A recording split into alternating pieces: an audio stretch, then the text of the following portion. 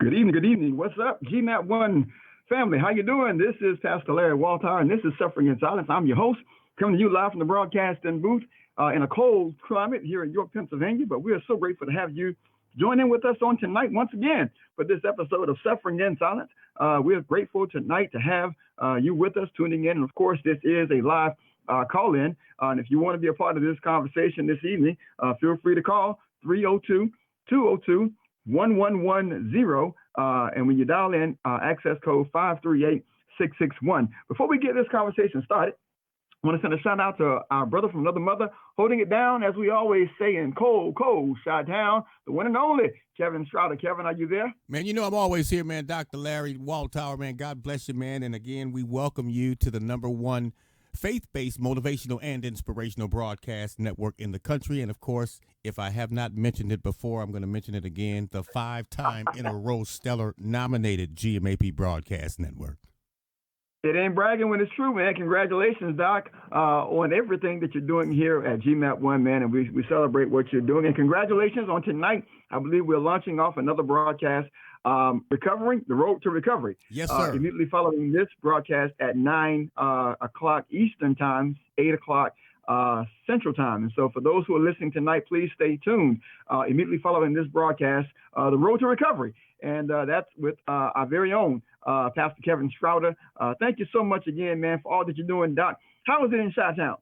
Man, come on, man. That's a loaded question. When you say, how was it in Chi-Town in January? You know, I'm going to leave you right where you are, bro, because it is cold outside. They don't call it the Windy City for no reason, man. But, Doc, appreciate you, man, all that you're doing for the kingdom, man. Continue to be encouraged, continue to be inspired, and to continue to be endowed, man. We appreciate you, and thank you so much for all that you do. Again, that was our executive producer holding it down in a very cold Chi-Town, the one and only Pastor Kevin Strouder. Again, this is the GMAP One Broadcasting Network, the number one inspirational, motivational, faith-based platform on the planet. Number one, over 160 plus countries. And Kevin, again, thank you so much for all that you do. Tonight, our very special guest is coming to us from sunny South Florida. He's a longtime friend of mine, and we're so grateful to have his voice on this broadcast on tonight. We're going to let him introduce himself. We go back some years. I'm not going to say how many because then I'll be telling on myself, but we go back a long way. And he's my good friend, my brother, Elder Elvis Hart. How you doing, man? Yes, sir, Pastor. How are you? Man, I'm doing well, man. So glad to have your voice on tonight, man. How's it down in South Florida? South Florida is wide open in all kind of ways from every angle. My God. Well, you might not. You might not know this young man. I'm gonna let him introduce himself. But he is a preacher. He is a singer, and he is a composer. He plays the winds, percussions. He plays all strings. He's just a gifted musician. Comes from a powerful family in South Florida, the Hart family. And we're going to let him introduce himself. We've been co-laborers in ministry for about, I'd say a good maybe 5-6 years in ministry. We labored together when I was in South Florida, and he was a blessing to my assignment, and he's a blessing on tonight. So, Elder, introduce yourself, man, before we get into this conversation. Introduce yourself to the GMAP One Broadcasting Network. My name is Elder Elvis Hart. I'm affiliated with Apostolic Revival Center up under the leadership of Reverend Dr. Gilbert Smith, where he's doing a great work down here in sunny South Florida. And we're just trying to keep it moving and trying to stay on the wall, trying to stay kingdom-minded in spite of. Down here in South Florida, we've got so much we're competing with, but we're staying on the wall. Amen. Staying on the wall, man. And Doc, you talk about, the body of Christ, and we talk, of course, this platform is Suffering in Silence. And we see in churches across this country, and I know you preach across the country, so you've seen this not only in South Florida, where church attendance is really spiraling downward across many denominational lines. People just aren't going to church. And those who are going, many times you have so many competing elements. If you're in South Florida, you got the Dolphins, you got the Heat, you got the Panthers, you got You got the baseball team, the Marlins. Then you got the malls. Then you got the beach. Then you got the cultural scene. Talk about some of the things that y'all are doing down there to be cutting edge in terms of the Apostolic Revival Center and what you're doing personally at that ministry. Well, the thing we're trying to get to now, Pastor, we're trying to get on the same plane as where these young people are, because they have a whole different mindset than what we are. These millenniums, they are in a whole different place, and what used to work then doesn't work now. I realize the Bible says he's the same yesterday, today, and forever. He is the same, but the people are not the same. My God. Here in South Florida, we have the Marlins, we have now soccer, we have baseball, we have football, and we have South Beach, we have Fort Lauderdale Beach.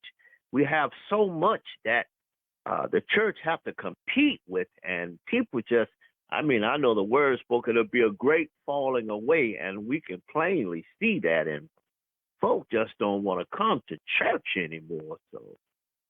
Doc, are you experiencing this phenomenon? I know when I relocated up here, one of the things that kind of took me by surprise is that in little league sports, they compete on Sundays up here, and so a lot of the children during certain times of the year are not in church because they have to play games. Do you see that happening more in South Florida as well? Well, I have to tell you, that's directly in my front yard. I have a son. He's plays basketball, and he's balling on Sundays.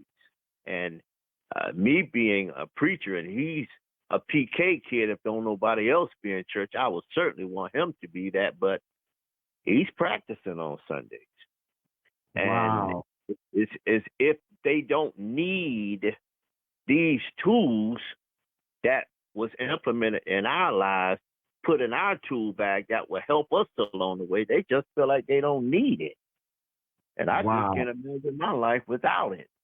So yes, we got mom and pop football, and they're doing it big. It's on the kiddie league, but they are just as big now as you would see any college sport now. In fact, the matter is, colleges are looking at them from this age bracket. So you have them competing. These are like your preteens. So this is going before they get into the JV varsity, which is in high school. So you're talking about Little League, and you're saying that they have sometimes scouts out there looking at these kids? They got kids already getting scholarships already. Just like you might have a kid that have a strong mind, and they are graduating from junior high with their bachelor's and going to their doctorate. They got the kids on the same level of sports. They're being looked at for colleges already. Wow, and that's in direct competition with the Sunday worship experience. Yes, sir. Yes, sir. So what are we competing with? So now what do we have that's going to attract them to want to be in church? What is it that we can do that will attract them to church, that will be competitive? What they're looking at? Oh, they're looking at the basketball players. They're looking at the football players, and they're looking at the numbers. So if I'm playing sports, I can be this. But if I'm in church, I'm only going to be this. Wow. How do we compete with that? Well, I think that's a very interesting word, because, that word competition, and anytime you're competing, in order for you to compete, you got to know who you're competing against. I know you play sports, and of course in football they study film. In basketball they study film to study their opponent so that they can be on a competitive level. Do you think that we've done a good job in the church realm in terms of studying what we have to compete against, and then I don't want to say marketing, but making Christ available to people where they are in this present age? Well, I think the ball was dropped quite a bit because it's people perish for lack of knowledge. And now that we can read and discern and grasp the word on our own, I think for a long time, this thing wasn't exactly taught right. we came up old school. We came up in the Terry. We just came up. Church was all we had, and church was all we knew. So that's all we did. That's all they did because that's all they was taught. And they didn't have the stuff that we have in the generations now to compete with. You can go to a smaller city where they don't have football and basketball and stuff. And for instance, you can go to Africa, you can go to Haiti, you can go to Bahamas. The churches are full because they don't have the type of things that we have that attracts their attention. So I'm sorry? Go ahead, Doc. No, go ahead. So go ahead. How do we get them engaged? How do we start over? What do you think about the technological age that we're in now in terms of how the church looks at, embraces, and uses social media platforms to further the gospel? What do you see happening in South Florida on those? Because you talked about the millennials, and that's a techie group. You know, they're very technological. They're very time sensitive. They're not going to be in church 3 and 4 hours. No, sir. They're very time sensitive. And so you've got to be sensitive to the audience that you're preaching to and tailor and cultivate, I should say, a worship experience that is time sensitive, but yet spirit filled. What are some of the things you're seeing down in South Florida as you preach across South Florida and across the country? Well, I'm really trying to change my style of preaching. I can be in the same arena as they. And social media is the number one vehicle. Fact of the matter is, most congregations that you look in, if they got young people there, not to even mention the adults as well, their heads are down, even while the preacher is preaching. Yeah. And they're not looking at their Bible. They're looking at everything. They are surfing the web. I'm here because I got to be here for the most part. For them, that's just there by choice. They're there because that's what they were taught. But you can believe that you don't have their undivided attention. And if you can, that hour, you better make the best of it because they're getting out of there as soon as possible. So you got to maximize the moment for ministry. Yes, sir. Wow, yes, sir. I like that. And you got to maximize the moment for ministry. They're going to come hear that music. They're going to come hear that music. So we know once we get them there, the word, we can keep them there. But we got to have the right vehicle that's going to bring them there. So social media, whatever you're doing, you got to have a positive hook with social media that's going to pull them in there. Then once you get them in there, if you got a good word, the word to keep them in there, because regardless of what's going on, some kids realize they do need some substance in their lives. They need it. And some of them, they don't feel just how important it is until they get out of there or get out there on their own, and they feel like, well, reality has now set in with mama and daddy and what the church was trying to show me. Now it done became so surreal. Yeah, we got to have some substance for them when they do step inside those 4 walls. Oh, yeah. Wow. For those who are listening, this is Suffering in Silence. I'm your host, Dr. Larry Walthour, talking to my good friend and brother from sunny South Florida, the one and only Elder Elvis Hart. Yes, he is the associate at the Apostolic Revival Center there in Miami, Florida, and we're just having a candid conversation about reaching this present age for the gospel of Jesus Christ in the midst of everything else that's pulling at us: depression, anxiety, low self-esteem, bullying. There's so many things that we're dealing with. We're competing with professional sports. We're competing with high school sports. We're competing with little league sports. We're competing with the beaches. We're competing with so much, and we're trying to present Christ and present hope to a sometimes hopeless situation. If you want to be a part of this conversation, feel free to call in. This is a call-in broadcast. You can dial 302-202-1110. That's 302-202-1110. Access code 538-661. We would love to have your voice. We would love to have your story, your questions, your comments, or concern. Again, we're talking live with tonight Elder Elvis Hart of the Apostolic Revival Center in the city of Miami, Florida. Now, you talked about, growing up church was all we had. We were in church Monday, Tuesday, Wednesday, Thursday, Friday. All Yes, day on sir. Sunday. Yes, sir. And church wasn't just an option; it was an obligation. You really didn't have a choice, and it was integrated in the family. Of course, those days have changed, and now young people and families is more of a choice factor. Um, Doc, talk a little bit about you mentioned about the young people and how they don't have the tools and things can happen almost a spur of the moment. I know in South Florida a couple of weeks ago there was a mother of six right there in Opelika, a hit and run, and the community it rocked the community, and we have six young people who are motherless tonight due to a hit and run that occurred, I believe, over the holidays. Talk a little bit about how can we bring hope to a situation like that, man? Well, Pastor, well, the government, well, I would say our congressmen and our senators and our commissioners, we going to really have to try to get into a real conversation. We can have a good conversation within the walls, but the conversation now has to go beyond the walls. We can have all the meetings we can in the church. The people that need to hear the message, they're not coming to the church.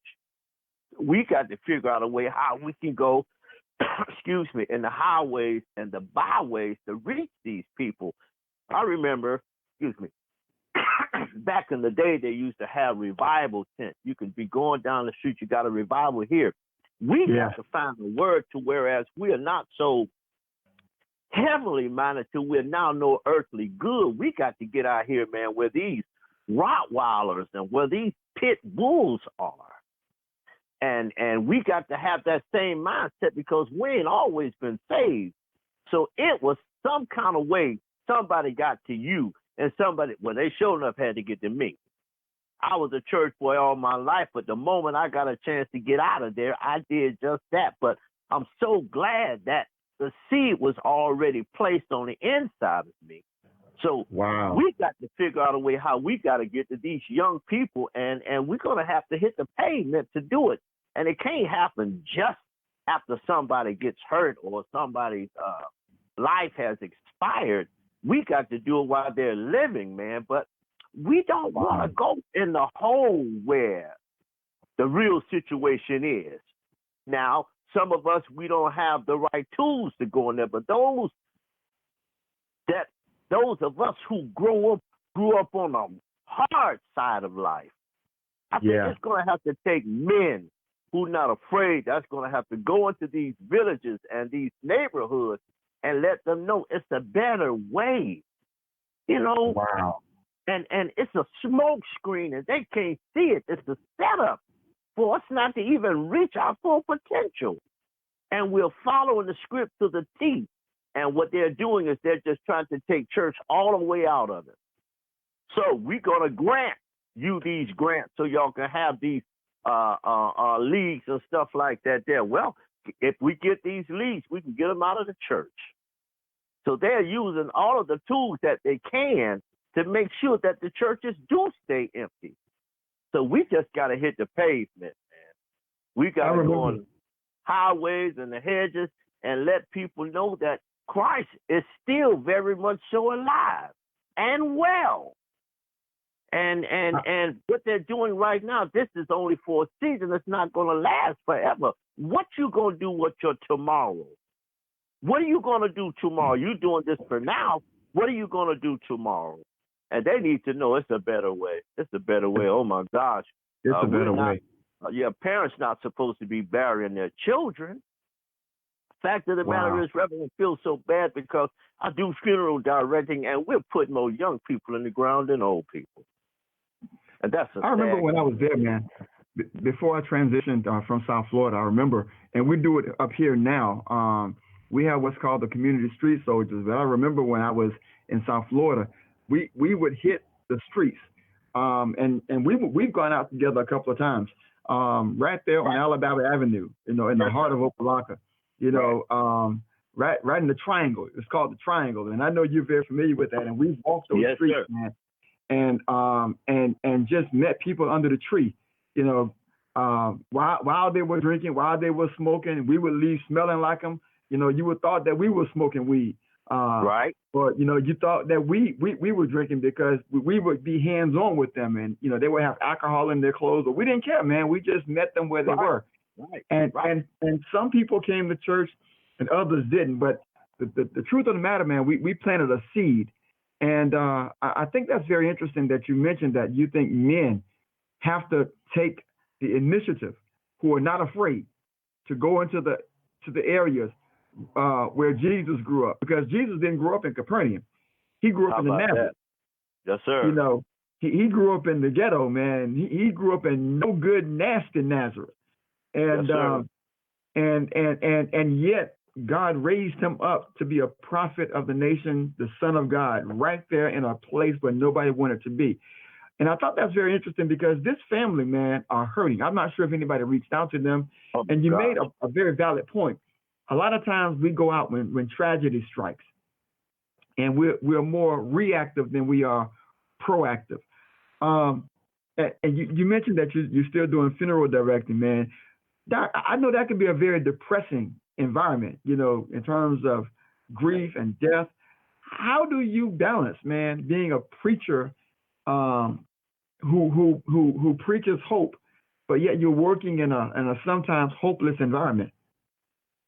Well, one of the tools that I use, because I'm a musician, I have to sometimes use music or a song that's right in their yard that'll reach them, that will kind of sometimes calm the storm. Because when you're trying to reach these people when they're angry and they're turned up, they're giving you a deaf ear. They're not trying to hear anything at that time. So we got to figure out a way how we can get at them before, the calm of the storm. That's when we got to try to reach them. And sometimes at those services, man, believe it or not, there are some young people, they stuck. They stagnated, and they really would like to get out. They just don't know how. So what they're doing is they're just going along. This is the beat that everybody is marching to, so I'm just going to start trying to march and sing. But there are some people that don't. They're looking for a vehicle to get out. Wow. Regardless of what the situation is or how it looks, some kind of way, if we can just get in the thick of things and pull one out, we've done a good job. Heaven is rejoicing over that one. But if we just going to stay in the walls, we can have all of these meetings. We can have these forums inside the government buildings, inside these centers. The people in the building got it. The parents come. They come to these meetings. They got it inside the walls. But we got to get it on the outside of the walls, because these people, they're not coming in no walls. How can we manage to have a sit down at a park where everybody is up under the tree? Okay, well, man, let me talk to you, my brother. You know, well, you might look at me and think I done had this Bible all my life. Matter of fact, I don't even carry no Bible, because what God done gave me, he put it on the table of your heart. I just want to, after they say, man, let me holler at you for a minute. Let me ask you something.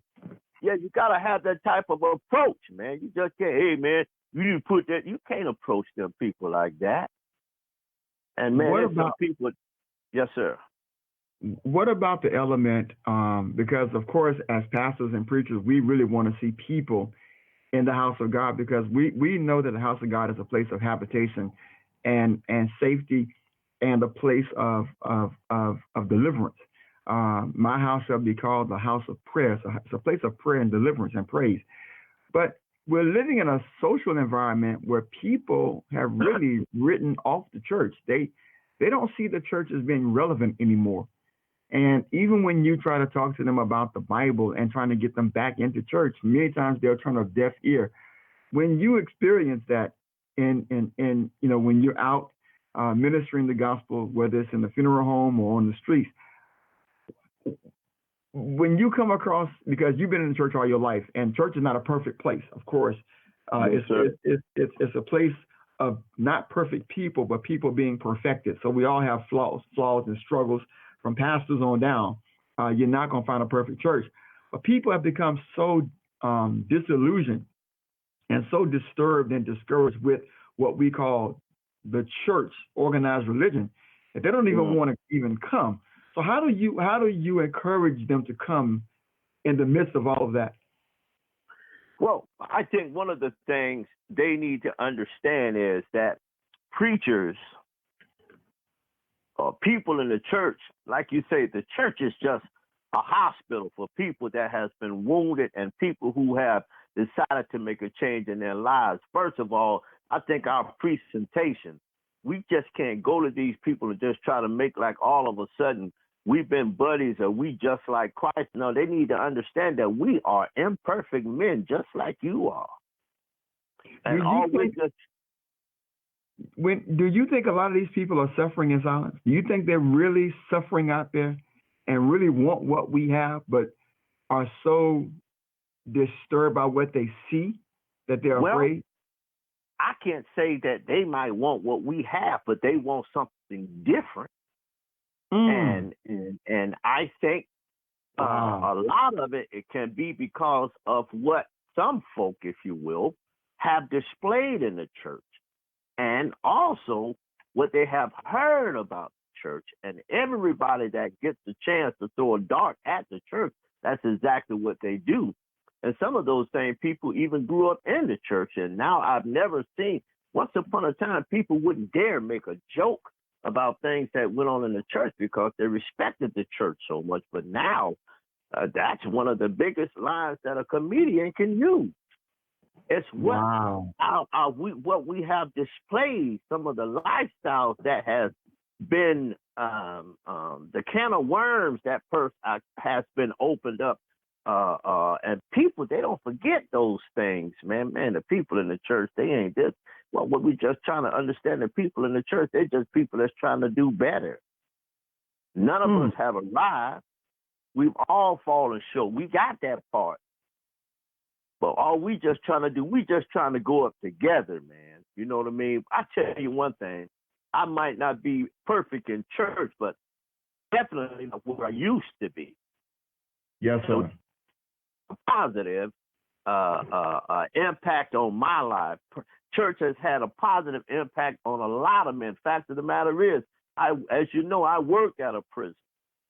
And right, you are correct. I watched a man that has came in there, and man, listen, they were like Saul before he became Paul.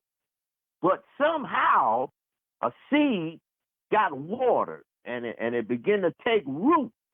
They said, well, you might have a dead branch over here, but it's a part of that tree still living.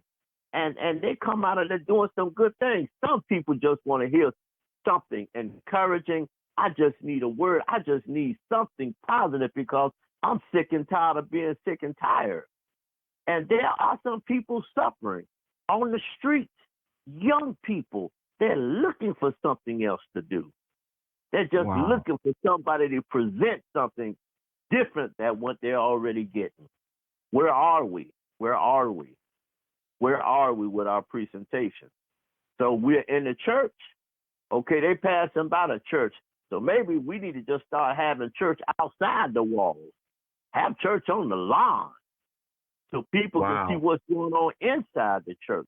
All of that preaching, all of that good sound is inside of the walls. Maybe we need to start putting some speakers on the outside of all of the churches so the word can go out all in the neighborhood. Get up out of the bed, man. There's something going on here. It's got to come outside the walls. For those who are listening, this is Suffering in Silence. I'm your host, Dr. Larry Walthour, coming to you live from the broadcasting booth. And we have here in this conversation tonight my good friend and brother from South Florida. He is the elder, Elvis Hart. He's one of the associates at the Apostolic Revival Center. And we're just having a great conversation about where we are, the crisis in our community, and the state of the church. Again, this is a call-in. And if you want to be a part of this conversation, you can dial 302-202-1110. That's 302-202-1110. And when you dial in, access code 538-661, 538-661. I think somebody may have called in, and if so, we're going to give them opportunity. Caller, are you there?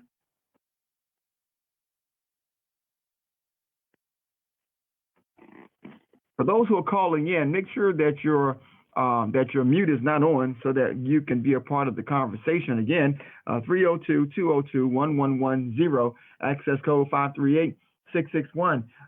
For those who are calling in, if the caller returns, we'll definitely give them space to give their comment. Doc, I know, not only are you a church, you grew up in the church, but you're also a veteran. You served in the military, and of course, you was also a correction officer for many years. And so you've traveled the world as a veteran. You've served this country. You've also ministered behind prison doors because I believe when you were in corrections, you had a chance to really minister to people as well. Talk about some of your life experiences in terms of bringing hope in the various capacities as a soldier, as a correctional officer, as a law enforcement. Talk about some of the tools that you've gained over the years, man, to really keep that message of hope alive. Well, in my era in the military, a lot of the guys, they were older, they were more seasoned. When I went in, and you had a lot of guys coming like there, and they came from chapels would be full of guys who had to leave home, but most of those guys, I would say, old school, they all came up. Their parents came up on the farms and stuff, so everybody was pretty much so church oriented. So it really wasn't a problem to see a whole lot of soldiers in chapels and trying to get a chance because they trying to get a little taste of home in every way or any way that possible. Because if you was in Europe or Korea or a place like that, there, the only way you was going to get that sense of home, a lot of times you had to go to church or what we call chapel services. So we didn't have a whole lot of fight about that there because people was always trying to get a feel for home. You know what I mean? So we grew up in church, and that's all we knew. Because the things that might attract us now, we didn't have that to attract us. So in Korea, in Germany, I mean, you would sometimes they have to have 2 or 3 services. Soldiers was always there. They would, or whether they're not, they were still there. If you had a chapel full of guys, they might have hung out the last night. They might have been nodding. They might have been smelling like alcohol, but they was in church. So that was one of the things that was never a problem.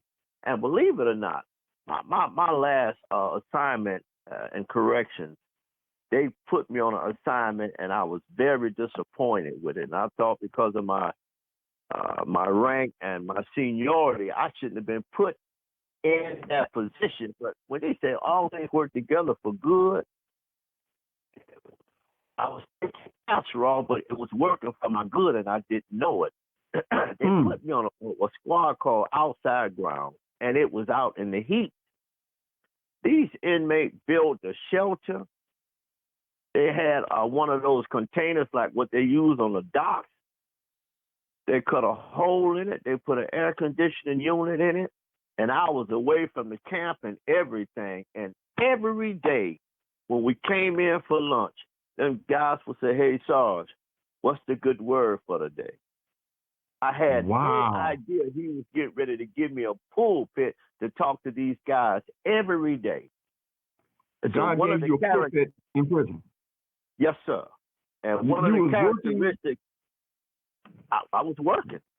You was working in the prison system, and God gave you a pulpit. A pulpit, Doc. To prisoners. To prisoners every day. Wow. Now, I was upset when they gave me that job, but when they took it away, I was even more upset. but the devil knew it was some good coming out of it. And man, parables I used to always talk about. I talked about the prodigal son. And when we would read that there, I say, now, when you look at this here, I say, that's the role I played. I say, because I want to spend all my substance, y'all, and righteous living. I said, everything, all of my teachers, I didn't know nothing but church. So that, man, I can't wait to get out of my mama's house. I can do whatever I want to, but when I got out of there, I was saying I can't wait to get back to my mama's house. Because my God, the world out there became so surreal. And I said, a lot of us, we're in the same category. The only difference between you, my brother, is you got caught and I didn't. But he keep on saying, my grace is sufficient for you. So each and every one of you, you got a chance to get it right the way you've been wrong. Just stay right here. Man, if it's anybody that's, and you tired of the way things are right there, you don't have to get up. You don't have to raise your hand. Just say, man, these guys, and that, hey, Sarge, good word, bro. They're hard. They ain't letting you know that, man, good word, Doc. Good word, Sarge. And I've never been so encouraged so much. That was the best witnessing place I've ever had the opportunity working at that prison, man. The best. The best. That's the thing about, man. Retired, that's one thing I missed. I'm sorry. If I don't miss anything else, I miss that. Yes, sir. But you know, that's what I call the new age evangelism, because I just don't believe that the church just go out knocking on doors. More importantly, I believe that your workplace is a divine assignment, and God will give you opportunities to witness and to minister even on your job. Everywhere you go, it's an evangelism opportunity. And I think as believers, if we begin to look at our jobs and our careers as kingdom assignments, that God has assigned somebody here. I'm not here by accident. I'm here on assignment. And so there's somebody here that God wants me to impact intentionally. And we have to be intentional about impacting the lives of people with hope. Because you said it earlier, the devil and the enemy, he's not playing no games. He don't have a problem, with his game plan. He's going to do everything he can to discourage you, to make you defeated, the despair. He's not going to hold back. And as believers, man, I think you're so on point. We have to begin to reevaluate why God put us in certain positions where we are. Amen to that. Yes, sir. We got to be mindful. And it's some people hurting out here, Pastor. It's some people hurting here. There's some people, and they not just in the church. There's some people in these streets are hurting. And you would be, I'm talking about people scared to leave home. I'm not talking about older people. I'm talking about young people. They're terrified of their own age group of people. They're terrified. Living, and that's another aspect. And I know we don't have time to talk about that, but the trauma that goes with, the things that we experience. And there's a study out, and it talked about African American children are more prone to trauma in their adolescent years, growing up in the environments. And so culturally, our people are more trauma prone. And going back to the trauma, I was looking at this report about the young lady that got the hit and run. She died, but she died in front of her son. Her son was with her, and he watched his mother hit, by the vehicle and eventually die. And he's going to have that trauma. He's going to have that trauma the rest of his life. What was that, Doc? Trying to save him. Yeah, Doc, because you don't know how that's going to impact him, in terms of if this is undealt with, if this begins to manifest itself out in other areas, anger, bitterness, hatred, that there's so many other dynamics that can become an outgrowth from this. Our executive producer sent word that there's somebody on the line with a 786 number. If you're there, we do see you on the line. We would love to hear your conversation or your question. Again, caller, are you there? All right. Well, we're going to continue the conversation, man. In addition, you talked about, man, you hitting on so many points tonight, and Doc, I'm trying to cover the bases, but you talked about that prodigal son. And I think that's a very pertinent story because it shows all of us have strayed away. You know, I agree. all of us have been that prodigal son. Um, and the thing about it, you don't have to leave home to leave home. That'll You preach know, right there. there's a lot of folk that never left church, but they left church. You know, they were there every Sunday, singing in the choir, serving, but their heart was far from it. Talk a little bit about that, man, as we bring this dynamic of the prodigal son into this conversation. I think that's a very pertinent story to bring and instill hope to those who might be listening on tonight. Yeah, well, I do strongly believe that all of us have a story, and at some time we've all left home, we've all left the church, and folks just need to understand that those of us that are in the four walls of the church, we're not perfect. We're not perfect. And you know what? I think it would be remiss, I think it would be a sad commentary if we don't share our testimony with somebody to let people know exactly where we came from. And a lot of times, I talk to guys, I say, man, we cut from the same cloth, bro. We cut from the same cloth. And if God can save a wretch like me, he can do it to anybody. I'm not saying I was the worst of the worst, but I was far from the best of the best. Oh, my God. Doc, that is so important what you just said, man. And I think that would definitely be an attraction to the millennials who are really looking, because your greatest tool is your story.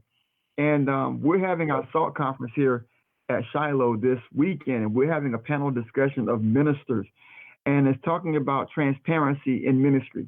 What does that really mean? When I get up and preach the gospel, am I being transparent? Or am I just trampling over people? Am I using the gospel to trample them by fear, or am I being transparent through faith?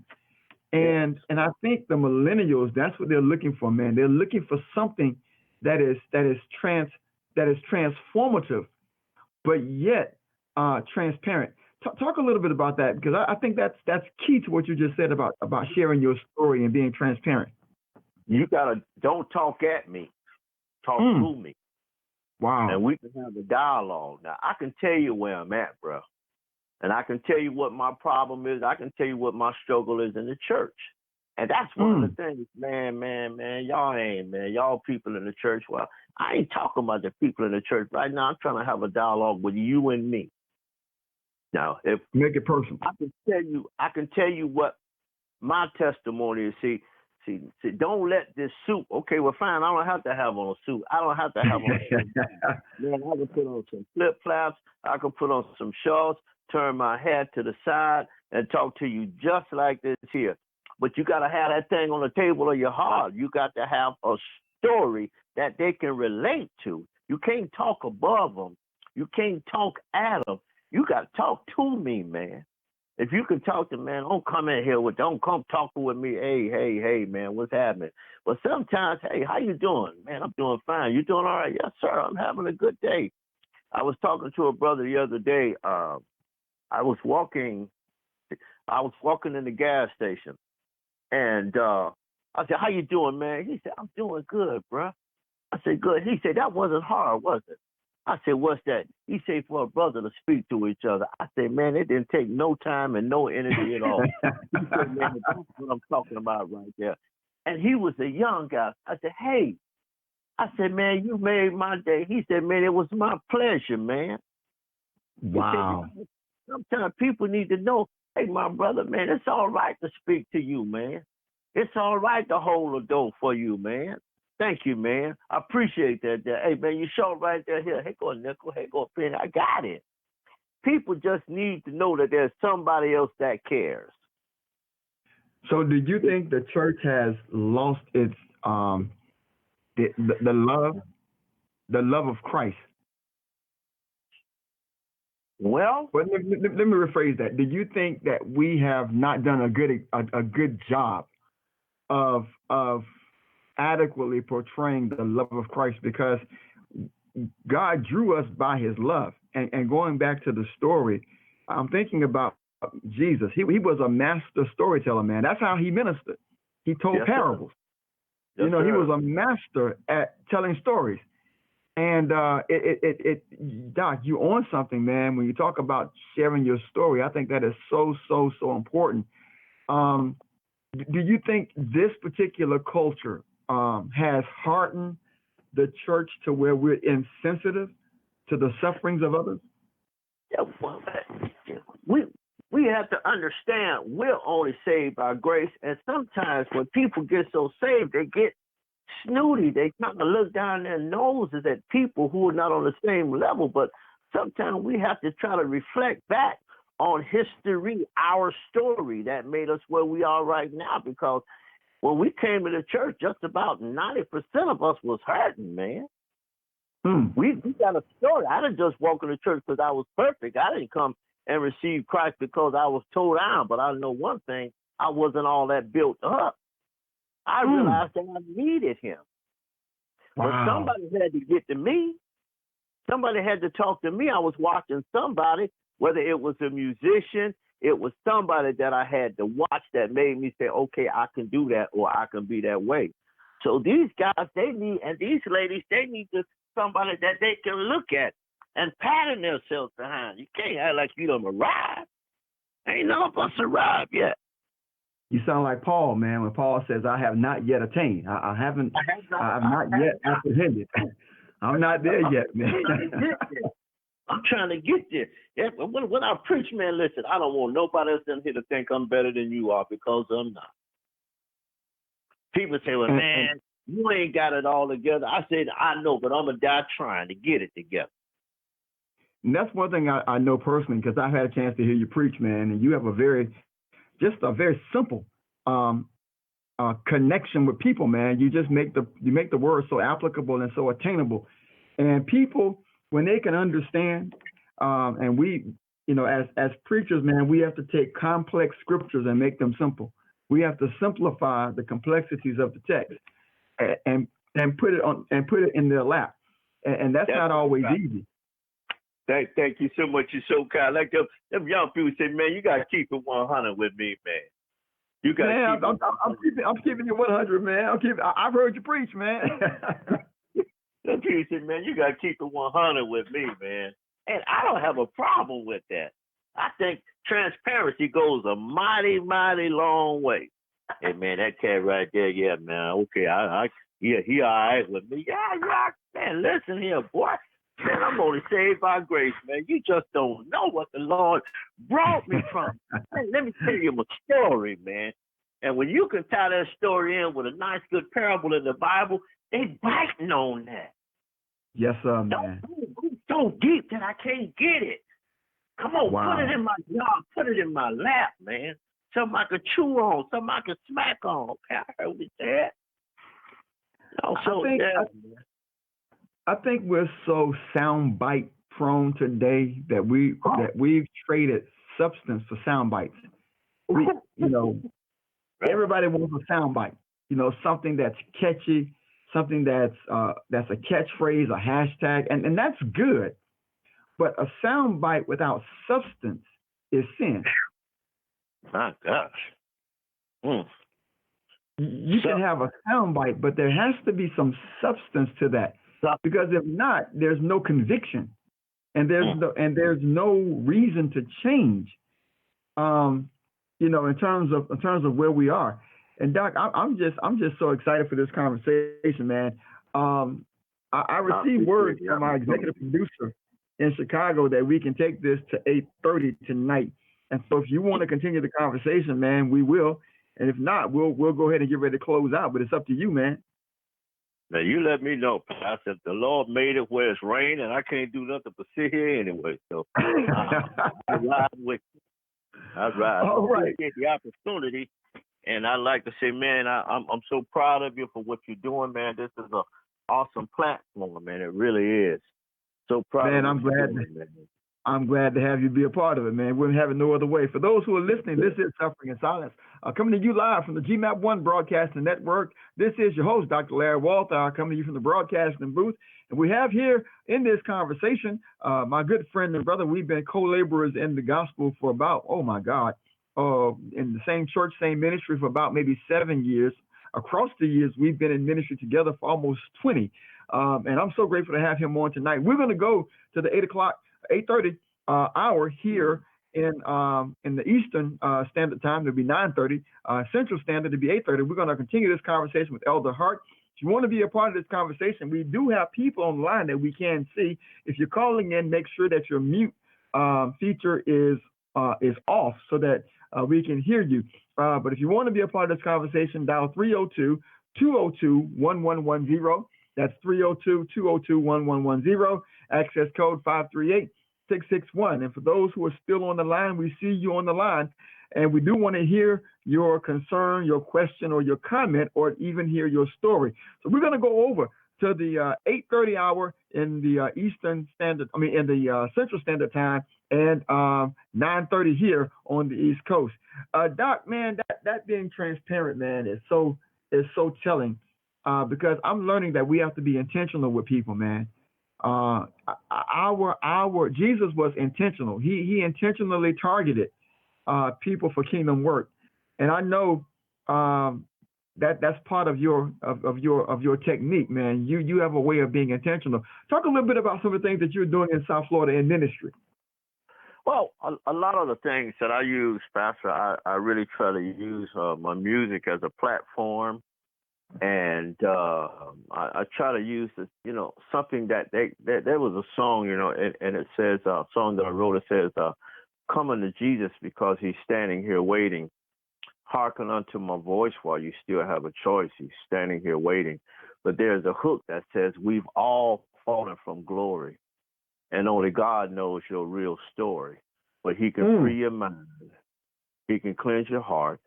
He can loose your shackles. He can give you a brand new start. Jesus is waiting with His arms open wide for you." So I just kind of use words, that can go right there where they are. You know what I mean? We've all fallen from glory.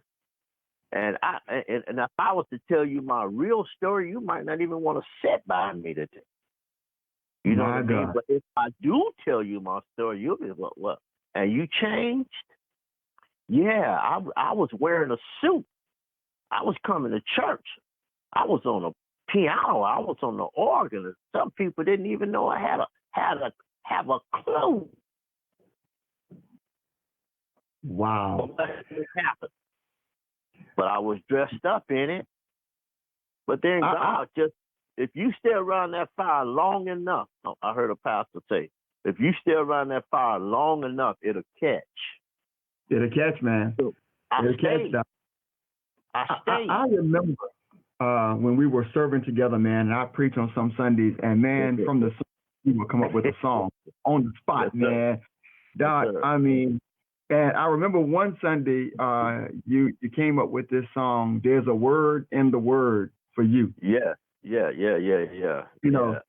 And God would just, and I told you, man, you need to write that stuff down, Doc, because man, it was so inspiring to see that there was there's a collaboration with the word in sermon and the word in song, and I would be preaching, and you would come right behind me, man, and take that, and God would drop something in your spirit from that sermon and the altar call. It was usually during the altar call. And every Sunday we would have a fresh invitation. You preach a sermon, something about, golly, you got to dig, and I don't know where I came with that song from, but it's the word that was the inspiration. You know what I mean? Yes, sir.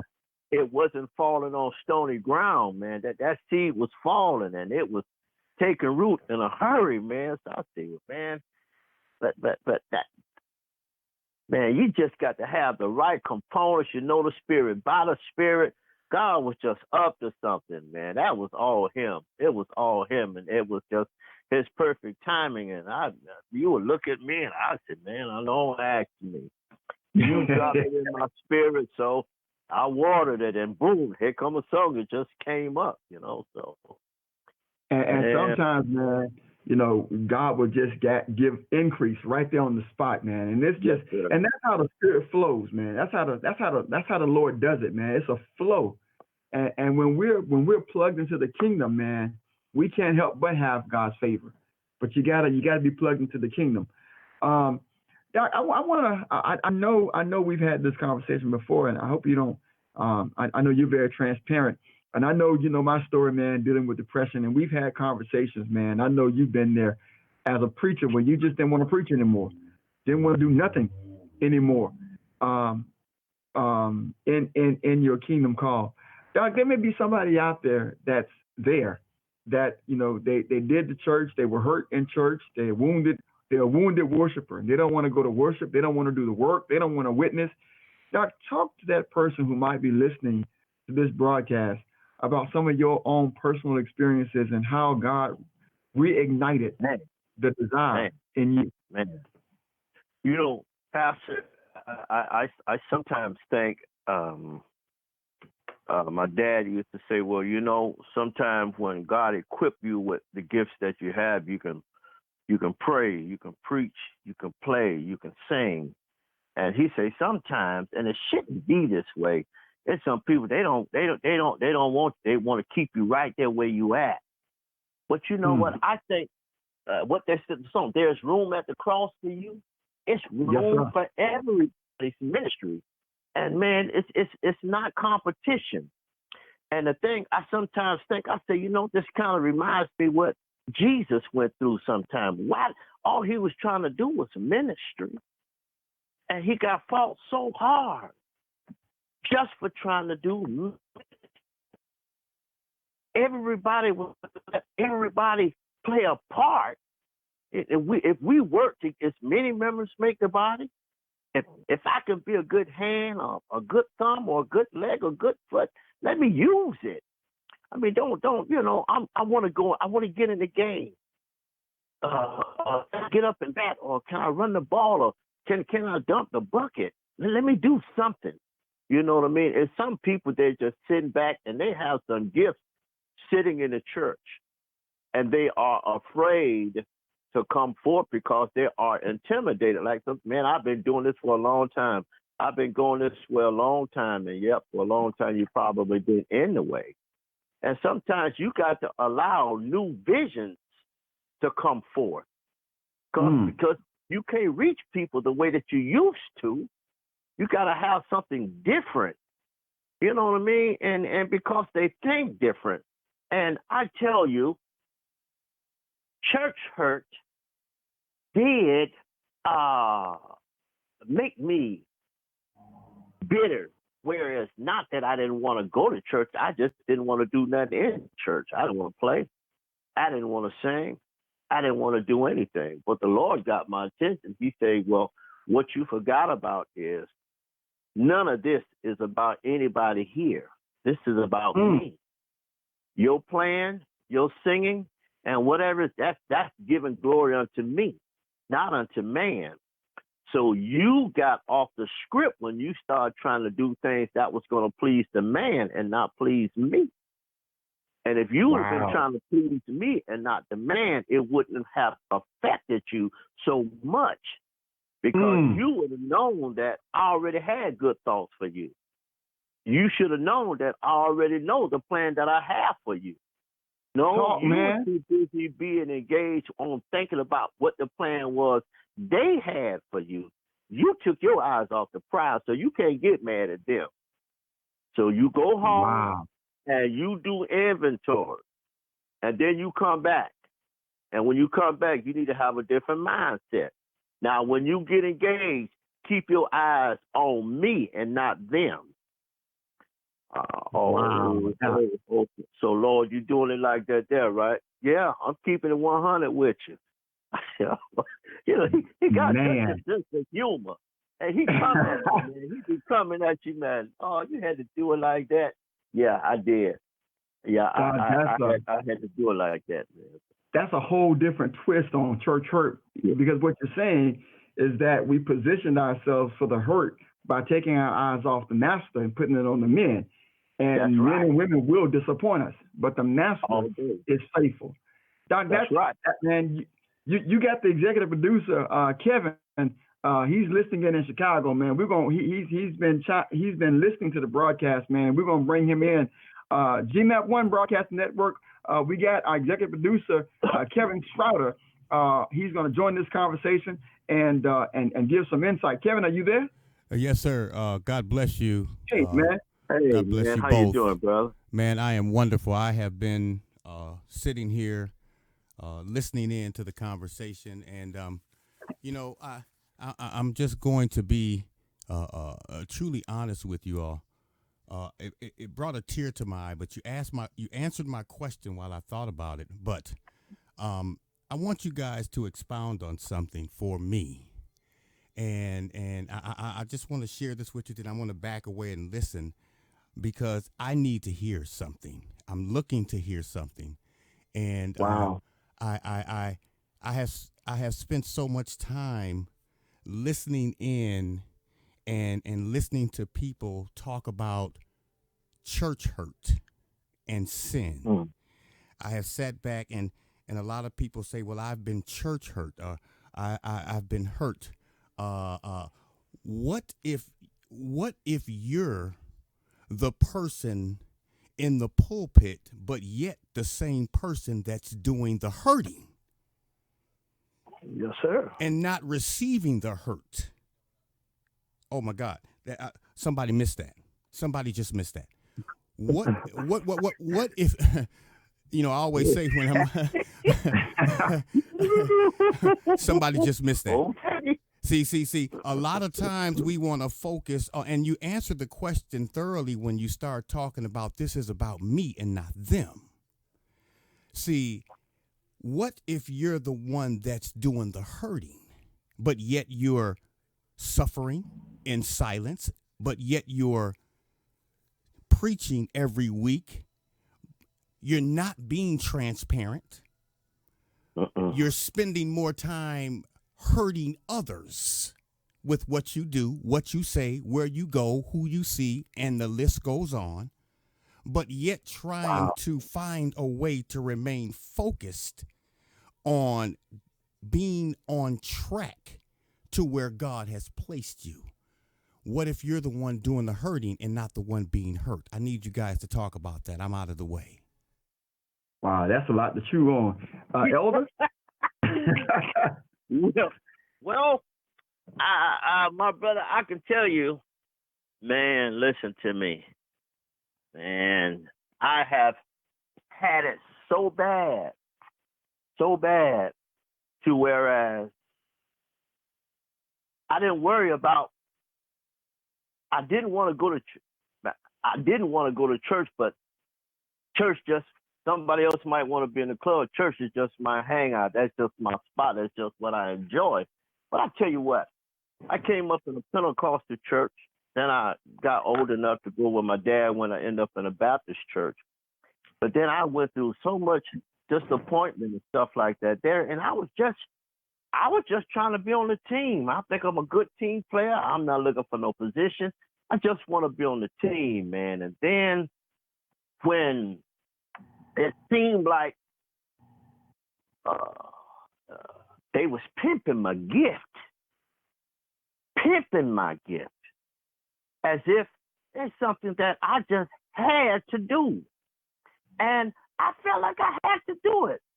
But I didn't want them to think I had to do it because of them. I wanted God to think. But instead of me wanting God to be satisfied with what I was doing, I wanted to please them so they would be real satisfied with what I was doing. And God was letting me know, well, that's where you messing up at. You too busy trying to please them. And I think a lot of times they do what they do. They try to mute their hurt by trying to serve a little bit to everybody so they don't have to eat the whole thing. I'm going to put a little bit here, and I'm going to put a little bit there, and I'm going to put a little bit there because it's too much on my plate. And because the ones that are serving it, they are so imperfect, I think sometimes they get so far out there, my brother, they don't know what to do. So I think it's a whole lot of trial and error. And man, that's Uh, That's a you, that's a lot to chew on, man. yeah, you got to Um, tread real lightly, man. one And thing, I don't one need my thing, membership to go down. one thing that being a pulpiteer and being in the pew, I remember very vividly sermons that my pastor would preach on me, and Mm. not only did I know he was talking about me, but others in the congregation knew that he was talking about Um, me. mm, And mm, I'm talking about, man, I was being fried, I was being sauteed, I was being mm, grilled, I was being mm, roasted, you mm. know, I was being ground. Um, and so Doc, I understand because this pulpit, if we're not grounded, we can transform the pulpit from a place of of purpose to a place of performance. Oh boy. And we begin to see God's people as a means to an end, where what they have in their pockets becomes more important than who they are as people. And and Mm, and then once and I've seen this in the body of Christ, and I think this is one of the things that people are so hurt over. Benny Hinn came out recently about some of the messages that he was preaching, and one of the things he said is, when he would talk about people getting in this line for this amount and this amount, he said, "What did you tell the people whose season never came?" You mm. know, they sold based upon what you said, but their season never came.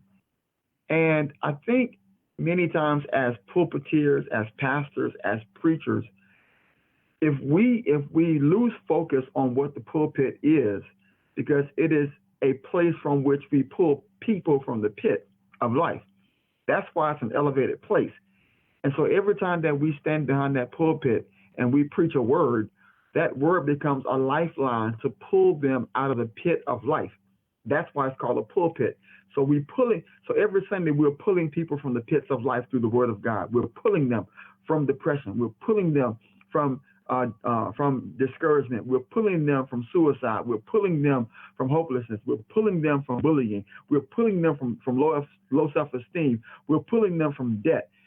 Everybody that comes into the church on a weekly basis is in some kind of pit, and they got to be pulled out of that pit.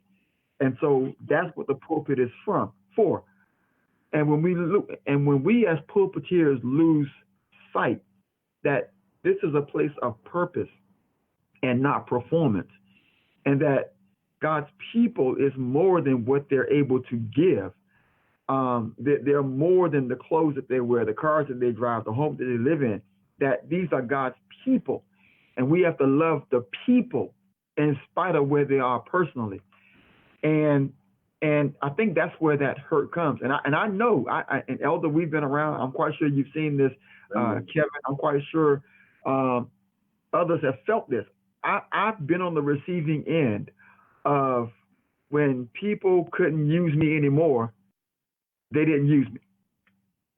I was good enough as long as I was able to contribute to what they wanted me there for. And once that was taken, once they received that, I was expendable. And Yeah, I my think, dear. yeah, man, and we've all been there. And Kevin, you raised such a powerful, powerful question, Man. because you can you can be doing that without even realizing it.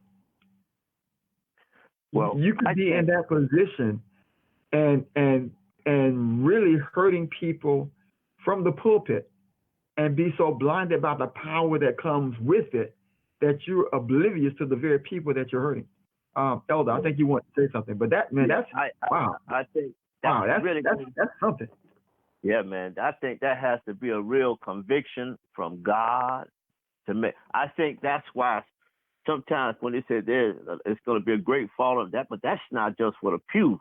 That's for the pulpiters too. I've never seen so many preachers resign and quit because that's a heavy mantle to have on your life when you have to be accountable for people's souls and stuff like that.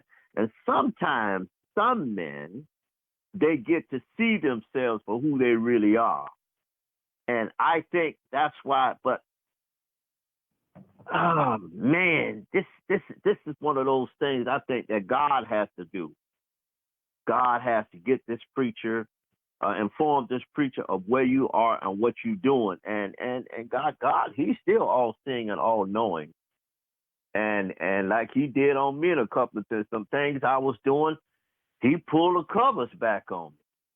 Wow. Oh, wait, God, don't do that. No. I'm going to pull the covers back. Matter of fact, Pastor, you know about a situation where I had to move myself. Right. And one thing you said to me, you said, well, I didn't call you. God called you. But I said, well, I'm going to remove myself. You know what I mean? So I remember that. You have to get to this place to whereas, well, if you want to hear his voice and you want to do what's pleasing to him, you do all you can to try to do that. And he will let you know where you are and exactly what you're doing. But one thing about him now, when you start messing with God's people, now he'll get you. Yeah. I don't care how big your name is, God will get you. Because these are my people you dealing with now. Okay, enough is enough. Okay, now I'm gonna get you. And this lady we grew up one time. She said the Lord told her to go tell this man. She didn't know the man from Adam. This lady got on the bus and went to about 2 hours away, and she told the Lord just came and told me you better straighten up or I'm gonna get you.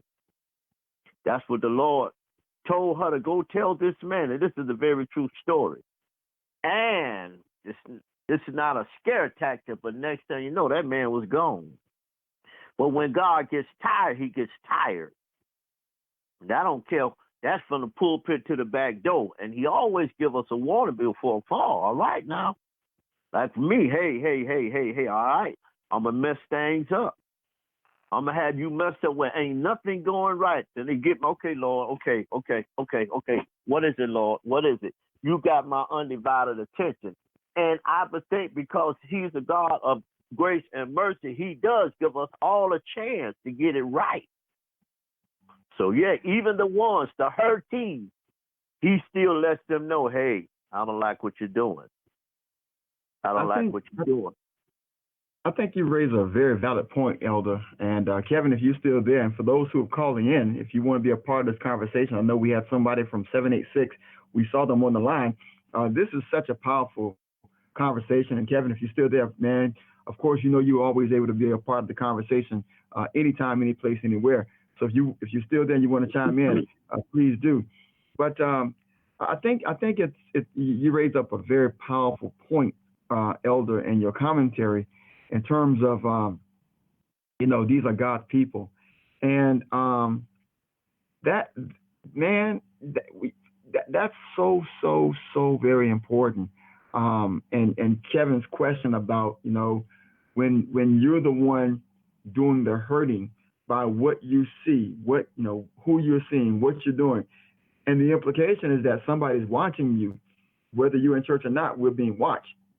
Man, and I know in this culture, there are so many social media platforms that exploit the downfalls of people in the church.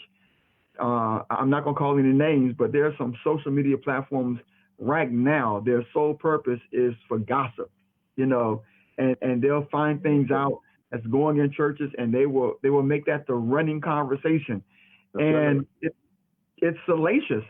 But when the world sees that, they see a mockery. They and it's a deterrent. Because why would I go to a place, I'm looking for something, and sometimes the people that I'm going to are just as messed up as I am, and rightfully so. Right. We are just as messed up.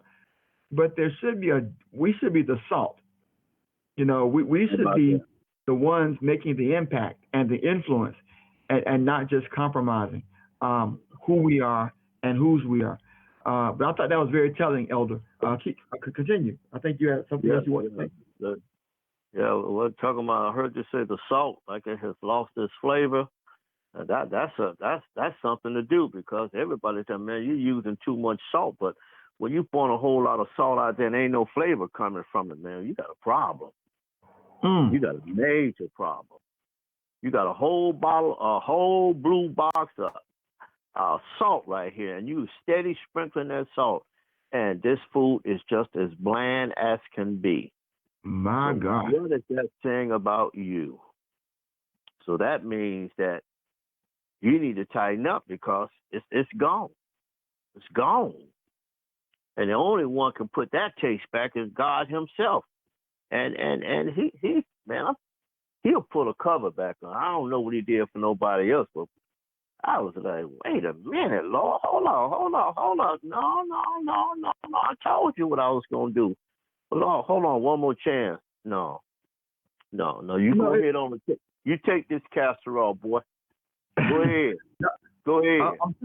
I'm sitting here thinking, and God has a sense of humor. Tonight was supposed to be the launch of Road to Recovery, and I know this is still suffering in silence, but I think Kevin's question really poses a response to how do I recover from that? You know, if I'm on the receiving end, or if I'm the pulpiteer doing the hurting of the people, how do we recover from that? And I know for me, having been sitting in the pew and being on the receiving end of sermons, knowing that I was the target, knowing that I remember, man, when the Lord allowed me to go to school, and I graduated from high school. I was on my way to college, and Doc, I grew up in an old church, man. They didn't really believe in education. They just believed the Lord called you. Open your mouth. I'll speak for you. I'll speak for you. Man. That's they really didn't they didn't embrace education. And man, I remember a series of sermons, man, was talking about getting this education, and being so educated that you lose your anointing. And man, I felt so small. But I'll never forget, Doc, even in the midst of that, I had some of those church mothers that said to me, you get your education. Go get it, baby. Yeah. You get your education. Don't give up. You go to school and you get your education. And I'm so grateful that I took their advice, because had I not, I probably would not be where I am right now. No, sir. That goes back to what I was. Go ahead, Doc. I'm sorry. That goes back to what I was saying. It's the way that they were taught. So the way that they were taught is, if my people perish for lack of knowledge, that's something they only got what they were given. But then when it came to where we was able to go to school and learn how to study to show ourselves approval so we can rightfully divide the word of truth. And they wasn't able to do that. They was only being taught what they wanted them to know. But now we have the tools and the vehicles to where we can dissect anything in the Bible in so many different ways. So now we got this thing, what we do now, we have to study. They only had what they had. I'm getting ready to go in here and whiz, and then I'm getting ready to give you something that's getting ready to really set your emotion on high. But when you get ready to get out there and face the devil, what you going to give him? That's what you're going to give them. No, man, I need some substance, man. So now that we have that, we got to refine this thing and come back at them a different way now. I mean, you can leave out a church horse and all that stuff if you want to, but some of them don't get it. On the radio station, my Lord, the comedians, to everybody, they mimicking the church. They can hock and whoop better than anybody in the country, and they don't go to church. It becomes a mockery. Yes. And that comes back on, I think, what Kevin was going to launch tonight, the Road to Recovery. And if I may be transitional, and if Kevin, if you're there, man, I'd love to have you come back, man, because I think that Road to Recovery piece, your question really reaches out to so many people who are suffering in silence. How do I recover? I realize that I'm suffering. I realize I'm in silence. But how do I not only recover, but get to the road that goes to recovery? And for me, when I was going through that, I remember at my last assignment, and Elder, you know this. When the Lord brought you over with us, I told you that I want you to be more known for your preaching than your singing, because when you came over, everybody was using you to sing, and I'm like, no, if you're gonna come here with me, I want you to be known for your preaching and not just your singing. Right. And I began to, invest in your preaching, give you preaching opportunities, give you opportunities outside so that you could preach. And it began to transform your ministry. And people began to call you, not on my recommendation, but they'd heard you someplace preaching. Oh, I want that preacher, and now you weren't just being called to play or pimp your gift. They wanted to hear what you had to say. Man, I didn't even know you was a preacher. I said, well, all people do when they do is play and sing. And the fact of the matter is, I remember the first time you and I talked, we was in IHOP. Yep. I said, man, I don't want to be bothered with no church. I don't want to play nowhere. I ain't on that right now. And I was in that place right now. I was in Lodabar, but I was studying at church. I went to church, but I was in the balcony. And I went to, well, ain't nothing wrong with them, but man, I went to a church where, man, I wasn't known. I was in an AME church in a small town. Didn't nobody know me, and I didn't know them. So I thought, man, ain't you the one that play and sang? Ain't you? Man, listen, I didn't come here for that. But yep, you did do that. You really did. You brought me to the. I said, man, come on, man. I know. For me, the road to recovery was helping other preachers. I told God that if He ever gave me preachers under my watch, I would always find a way to use them. I wouldn't just have them in the pulpit, reading scriptures on Sunday, but I would find a way to preach them and give them preaching opportunities for their development. And the Lord allowed me to do that when I was in South Florida, and He's allowed me to do that here. Right now, we have 8 preachers here, and all of them are in the preaching rotation at Shiloh. So I'm not preaching every Sunday. And of course, we only get 52 Sundays a year. But I'm intentional about giving them preaching opportunities because I know what it's like to be sitting in the pew. Yes, I know what that meant and how that felt. And so that road to recovery for me is seeing people who are using their gifts and God is prospering them. You see them growing, you see them developing. And for me, man, that pain of sitting in the pew being the subject of many sermons, what got me on the road to recovery was those saints that continued to encourage me to get the education. Now I still have my fight with depression. I still went through a 5-year fight with depression even after I became a pastor. But I thank God for I thank God for those mothers, because they helped me get on that road to recovery, that when I did suffer in silence, I had a way to come out of it. And so for me, man, that road to recovery was I had to pay it forward and not allow other preachers to go through what I had to go through with. And Elder, you're right. Looking back, man, you're right. They only gave me what they had. Right. They were only giving what was given to them. So I really can't hold them accountable. To the next level. They didn't have it. They didn't have it. To take it to the next level. So they did what they thought was the right thing to do because that's how they were taught. And that's so important, man. So, man, looking back, that even helps me even close that chapter even more, because it's one of those Father, forgive them, for they know not what they do moments. They really didn't know. They didn't know. They didn't know. They only did what they did based on what they had. And so me being able to go to school and get seminary trained and what have you, I have a whole different perspective of ministerial development and developing preachers than my predecessors had. And so that helped me get on the road to recovery.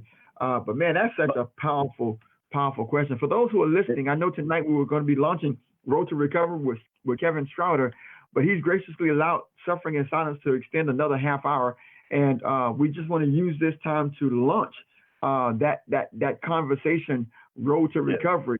That if you're suffering in silence, there is a road to recovery. If you've been on the receiving end of sermons or pulpit annihilation or just church hurt in general, hurt in life, there is a road to recovery. And Christ says, I am the way, the truth, and the life. No man cometh to the Father but by me. Christ is the road to recovery. And so wherever you are, whatever you're dealing with, whatever your valley experience is, you don't have to suffer in silence. We're going to get ready to close, and we're going to give Elder the final comment before we close. But if Kevin is still there, Kevin, if you want to come back, man, and give any comments before we close, I definitely want to give you that opportunity. Our executive producer, Kevin Strouder, Chicago, Illinois. Kevin, are you there? Yes, sir. I am here, and I want to say thanks again to both of you. And there's a couple of reasons that that particular program will be launching. And wow, if I begin now, man, I tell you what, you guys might have to go ahead and go till 9 o'clock, because I know there's going to be some response to this. But I mean, and the reason I'm doing that is for not just the people, but it's also for me. Yes, sir. I spent week after week, month after month, year after year, when I began in ministry, going to church, preaching, but I was also lying to people. I was also high from time to time. I was also, I was in a position where I was deceiving myself. And it was such a battle for me, to a point to where I felt it necessary to begin to express how to overcome those tragic obstacles. Because, see, I had a conversation earlier with a young lady, and I asked her, I said, if I put together what I call my megatorium, and there were 10,000 seats in that megatorium, and every last seat was occupied by a young lady or a young man who was suffering, who were neglected, who was beaten, who was a prostitute, she told me, God still cares for you. And I broke into that comment and said, God cares for you more than he actually does about those who are already saved, sanctified, and filled with the Holy Ghost. He didn't come to save those that were saved. That's right. He came, oh my God. Wow. Oh my God. So I had to oh my goodness, I had to break that thing down and say, we need to begin the process of trying to understand how to overcome these things. Stop looking down at you. Stop devaluing your presence. Stop devaluing yourself because you had and or have an issue. Turn that thing over. Let someone that God has recommended to cross your pathway of life assist you in the process. If I have to look down at anyone in life, it is to simply extend my hand to help them up. How about that? Kevin, I think you make something so relevant, that recovery cannot come without recognition. If you don't recognize that you're in a situation, there's no need to recover, because it goes back to what you said. Jesus came not for the righteous, but for sinners to repent.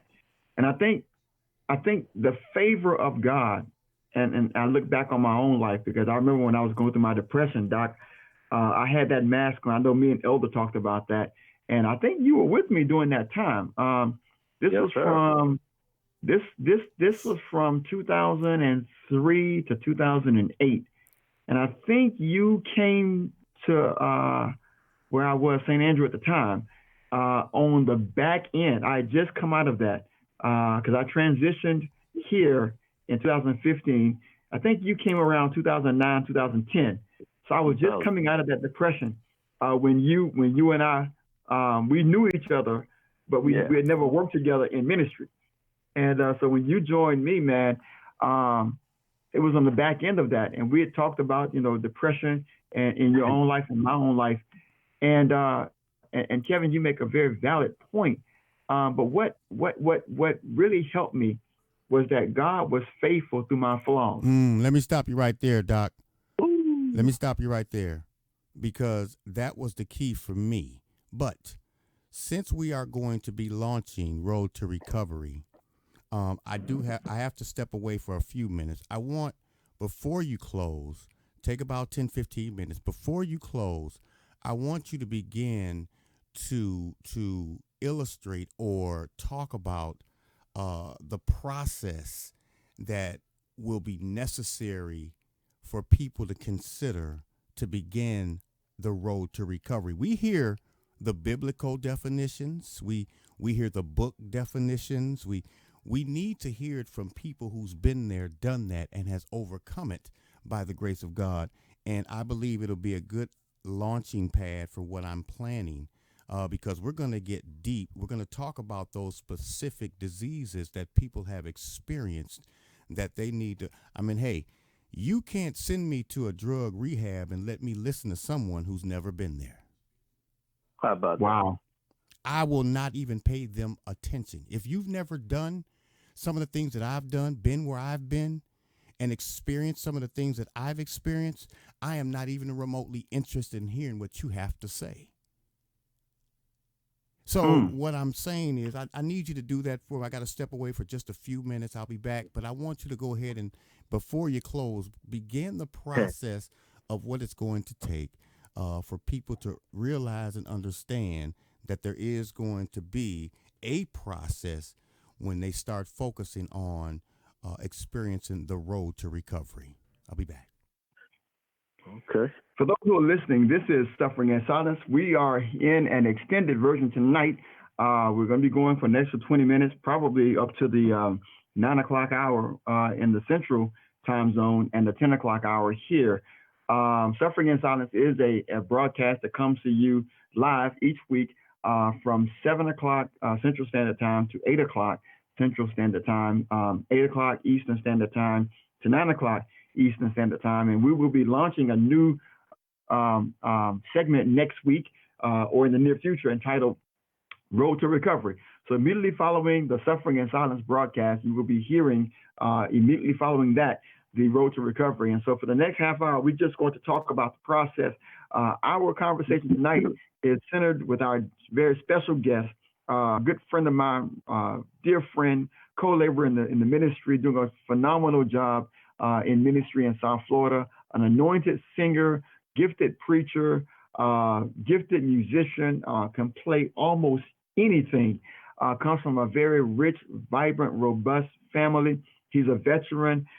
He has experience in law enforcement. God has just given him so much for such a time as this, Elder Elvis Hart. And so him and I are going to talk about this recovery process.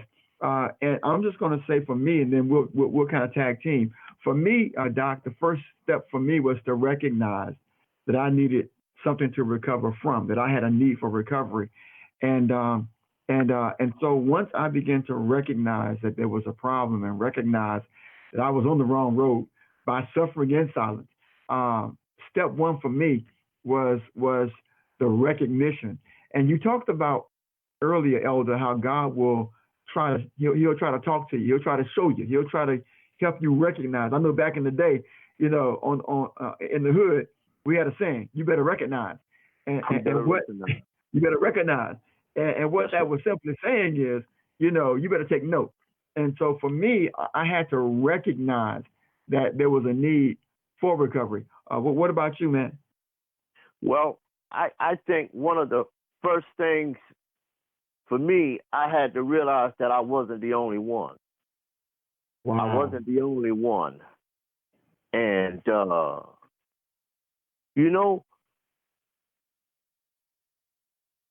and preachers for so long, we men, we don't tell our secrets.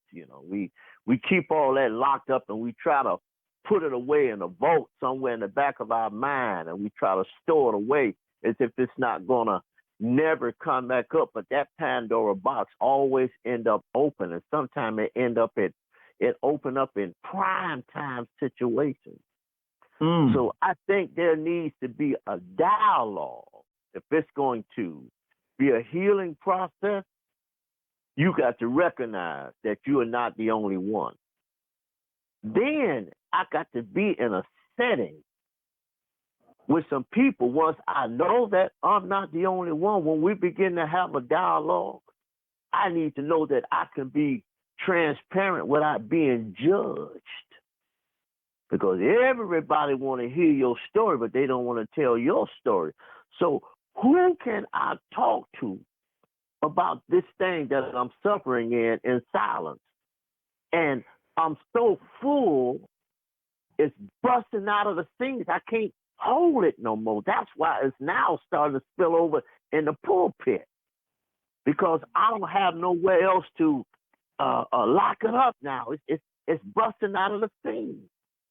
So let me ask you this. You mentioned something recent, just a few moments ago about the transparency piece, and you asked the question, who can I talk to in terms of being transparent? Do you feel there is a trust issue when it comes to being transparent? Yes. Yes. Yes. First of all,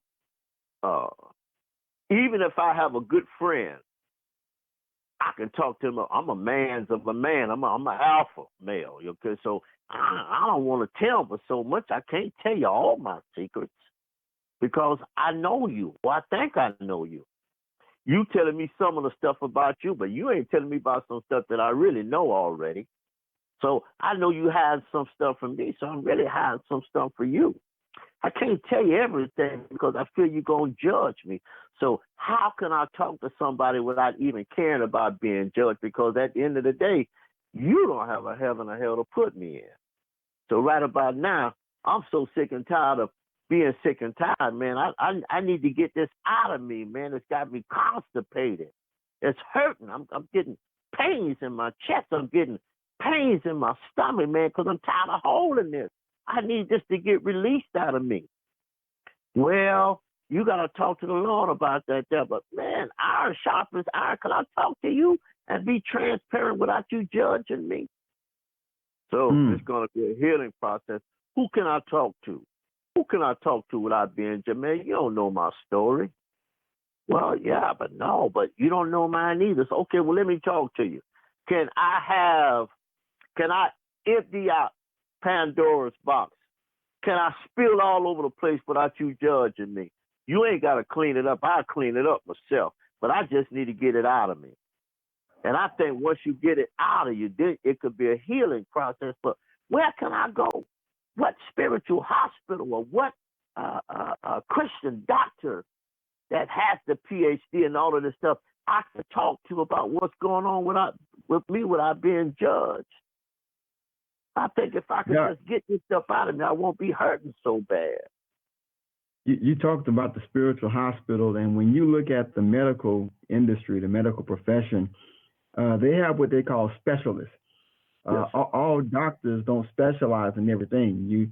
You have certain doctors that are called specialists, and those doctors, they specialize in certain things. I think we have to come to the point where some of our churches try not to do everything, but specialize in something based upon the giftedness that God has given your people. I think one of the things that we do as churches, we try to be all things for all people. And God has called us to specificity. He has specific things that he wants us to do. And I know here at Shiloh, our motto as a church, determined to know Christ in excellence. So everything that we do is rooted in a spirit of excellence. But we realize that in that excellence, we also have limitations. So we are trying to be intentional and be specific on what we can do. And rather than trying to be doing everything and being ineffective, you do a few things and you're effective at doing those things. And then let other churches that might be more gifted in other areas do, what you can't do. And I think that would alleviate the competition. In terms of really praying to God, Lord, what is it that you're calling us to do? What is our specific assignment as a congregation? Everybody got to know their lane. Everybody got to stay in their lane. But everybody ain't willing to do that. Stay in your lane. Are you willing to do that? Maybe for some of the road, but eventually I'm going to cross the lane. I'm going to go over that way. Why? Because somebody else go over there. But no, stay in your lane. Then we can have all the lanes covered. But no, I see you doing something different over here. So I'm going to come in your lane. Wow. Everybody don't want to stay in their lane, man. I like that. I ain't got to be in competition with you. I ain't got to be jealous about what you're doing. No need for me to be jealous about what you're doing. So, I don't know, Pastor, for me, I just needed to be able to empty out and be able to talk to somebody. After a while, you get to a point to where you don't care what nobody thinks. Right about now, man, what I need is between me and God. If you don't like what I'm saying and how I'm saying, okay, this ain't about you and you. This is about me and the Lord. Wow. Well, I said I wasn't going to tell nobody, but I couldn't keep it to myself. Tired of keeping it to myself, man. I'm hurting. I need to recover. And that's the thing about a road, man. We've driven. I remember we rode up to Walterville, Georgia, man. We hit that road, and the thing about being on the road, man, you got to know that you're going the right direction, and part of recovering is knowing how to read signs.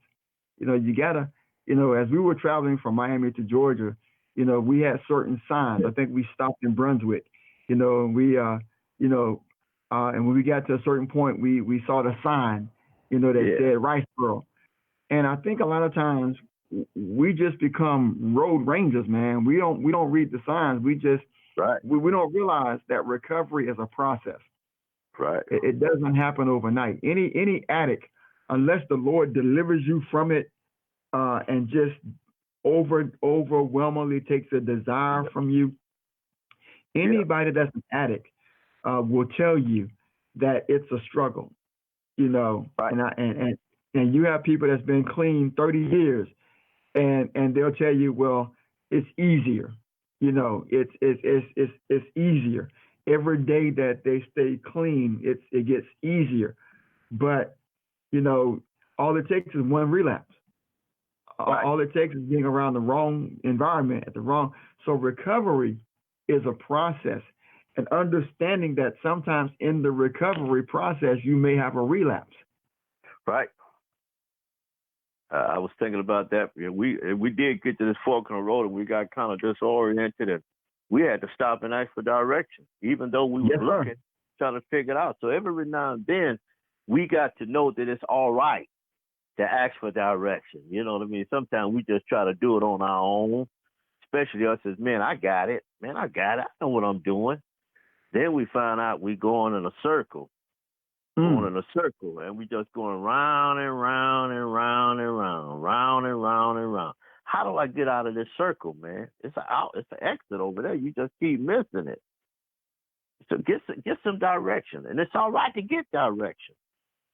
You know what I mean? So sometimes we don't have to be in that chamber by ourselves. God say, I ain't gonna never leave you anyway. And it ain't always about. It is, but it's not always about God. God, man, you got to figure out some stuff for yourself.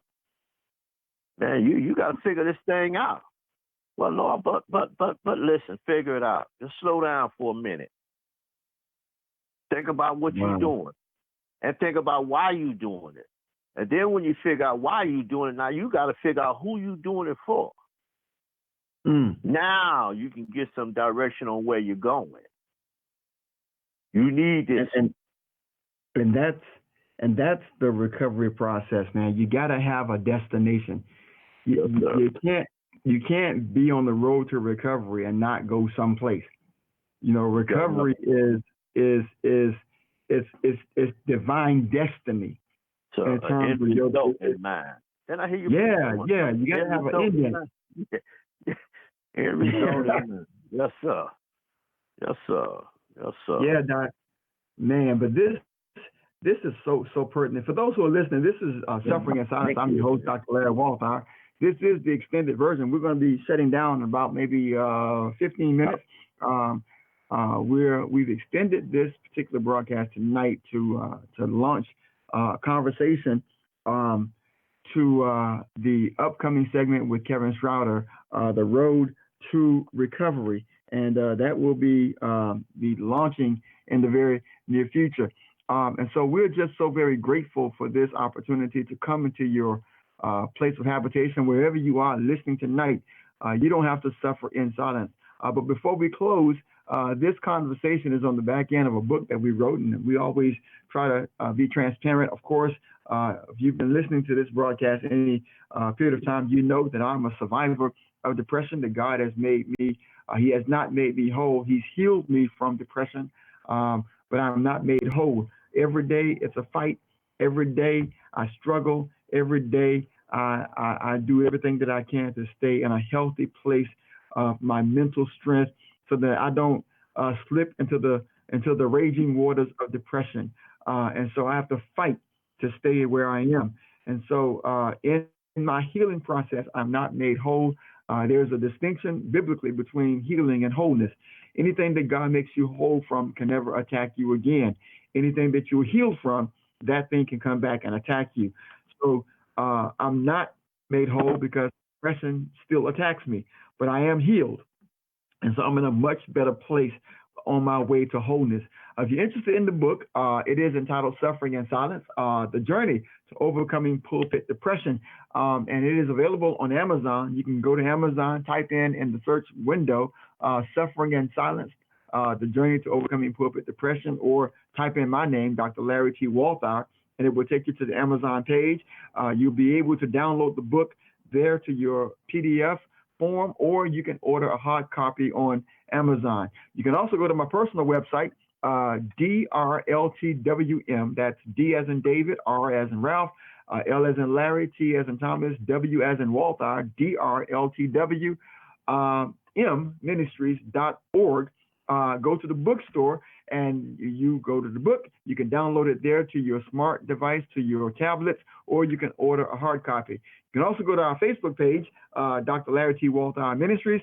Click the blue button. It's going to take you to the bookstore, and then you can go back to the bookstore there, download it to your smart device, your tablet, or you can order a hard copy. You can also go to GMAP 1 Broadcasting Network, go to the bookstore, stroll the books, go down to a blue book with writing, Suffering in Silence, The Journey to Overcoming Pulpit Depression. Click there, and you can also order it there. Again, this has been Suffering in Silence. I'm your host, Dr. Larry Walthour, coming to you live from the broadcasting booth. And we are so grateful to have tonight with us my good friend, my brother. This has been a real, relevant, and robust conversation. And Doc, I promise you will be back. But we're going to get Elder Mark. I appreciate it. I appreciate it so much. Thank you. And to Kevin, thank you so much, man. We're looking forward to the launching of Recovery, A Road to Recovery. And so those in the GMAP 1 Broadcasting Network family, please stay tuned. Suffering in Silence will be returning back to its hour format from 7 p.m. Central Time to 8 p.m. Central Time, 8 p.m. Eastern to 9 p.m. Eastern. And at 8 o'clock Central Time, the Road to Recovery with Kevin Strouder will be launching at 9 o'clock here on the Eastern Coast time. It will be launching in the near future. So please make sure that you stay tuned. We're greatly anticipating the launching of the Road to Recovery. Elder, we're going to give you the final word and prayer tonight. If you have a website, if you have contact information that you want to share with us, maybe somebody who is listening tonight want to reach out to you, please share that information, Facebook, Instagram, however you want to share. And then we will give you the final thought and the closing prayer. Well, you can reach me on Facebook, just up under the name Elvis Hart. And my email address is lowercasing Elvis H 1957 at gmail.com. And just want to let you know, whatever you're going through, God is in it with you. Songwriter said, I would like to say just before I leave you that I'll be back someday. Then I will take you. Do not be afraid, only watch and pray and wait for my return. I've done what I must do because my work down here is completed, but soon I'll be back for you. Then I will take you. You will not suffer long because I've already suffered for you. That's because I love you with my life. So no matter what you're going through, just know that God loves you with his life. And when don't nobody else love you, just know that God does.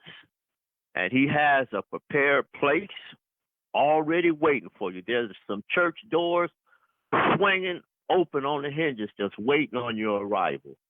So don't be afraid of the people when you do go into an edifice or a sanctuary. Just keep your eyes on the Lord, because at the end of the day, he's the one that's going to keep you in perfect peace and not man. So only what you do for Christ is going to last. So my brother, my sister, be encouraged. As you suffer in silence, just know that God is still there, because he said, I'll never leave you, nor will I ever forsake you. I will always be with you. Even when you are in your valley experiences, I'm there too. So just be encouraged. And sometimes the songwriter say, you just got to encourage yourself. Man, stay encouraged, my brothers and my sisters.